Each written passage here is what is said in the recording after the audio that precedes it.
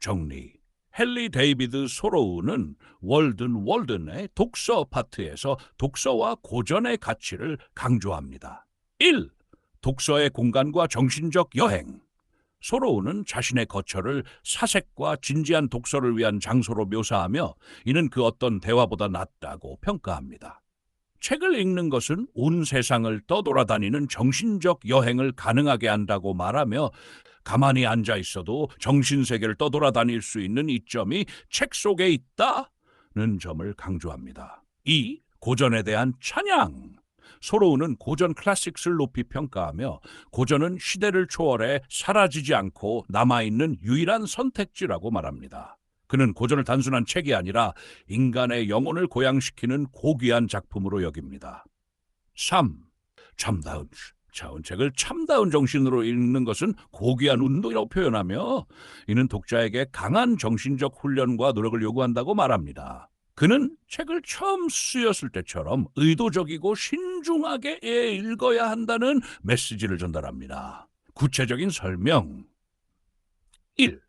독서의 공간과 정신적 여행. 소로우는 물리적인 움직임 없이도 정신적으로 넓은 세계를 탐험할 수 있는 독서의 힘을 극찬합니다. 책은 단순히 정보를 전달하는 수단이 아니라 영혼을 풍요롭게 하고 깊은 사색을 유도하는 도구로 간주됩니다. 특히 정신세계를 떠돌아다니는 이점이라는 표현은 독서가 독자를 물리적 현실에서 벗어나 철학적, 상상적 세계로 안내한다는 의미를 담고 있습니다. 이 고전의 가치는 무엇인가? 고전은 시대를 초월하여 인간 경험과 지혜를 담고 있는 작품입니다. 소로우는 고전을 읽는 것이 단순히 과거를 배우는 것이 아니라 보편적인 진리와 인간성에 다가가는 방법이라고 봅니다. 그는 고전을 정신적 유산으로 여기며 이를 통해 독자는 보다 고상하고 깊은 사고를 할 수 있다고 주장합니다. 3. 독서의 고귀한 운동. 소로우는 단순히 책을 읽는 것이 아니라 책이 담고 있는 사상과 철학을 온전히 받아들이는 독서 방식을 주장합니다. 그는 독서를 단순한 즐거움이 아니라 정신적 근육을 단련하는 힘든 훈련으로 묘사합니다. 이를 위해 책을 신중히 읽고 저자가 책을 썼을 때 가졌던 의도를 깊이 생각하며 읽어야 한다고 강조합니다. 소로우의 메시지. 소로우는 독서를 단순히 지식 습득의 수단으로 보지 않고 인간 정신의 성장과 영혼의 풍요로움을 위한 핵심적인 활동으로 바라봅니다. 그는 책의 본질을 깊이 이해하고 그것을 통해 자신의 내면과 세상을 새롭게 바라볼 것을 촉구합니다. 따라서 고전과 독서를 통해 정신적, 철학적 탐구를 이어가고 이를 통해 더 나은 자신으로 거듭나기를 소로우는 제안하고 있습니다. 비드 소로우는 월든의 독편에서 독서의 중요성을 강조하며 단순히 개인적인 즐거움을 넘어 사회 전체의 발전과 문명화를 위한 도구로 독서를 제안합니다. 특히 그가 언급한 보통 사람들로 구성된 귀한 마가 구름다리의 비유는 매우 상징적입니다. 구체적인 설명. 1. 보통 사람들로 구성된 귀한 마을. 소로우는 기존의 귀족 중심 사회와 교육 체계에 대한 반기를 듭니다. 그는 귀족이나 권위자들이 독점했던 지식과 문화의 혜택을 보통 사람들에게로 확장해야 한다고 주장합니다. 귀한 마을? 이란 단순히 물리적인 장소가 아니라 지식과 교양을 갖춘 시민들로 이루어진 사회를 의미합니다. 그는 모든 계층의 사람들이 고귀한 정신과 독서를 통해 개인의 잠재력을 발휘할 수 있는 환경을 만들자는 메시지를 전달합니다.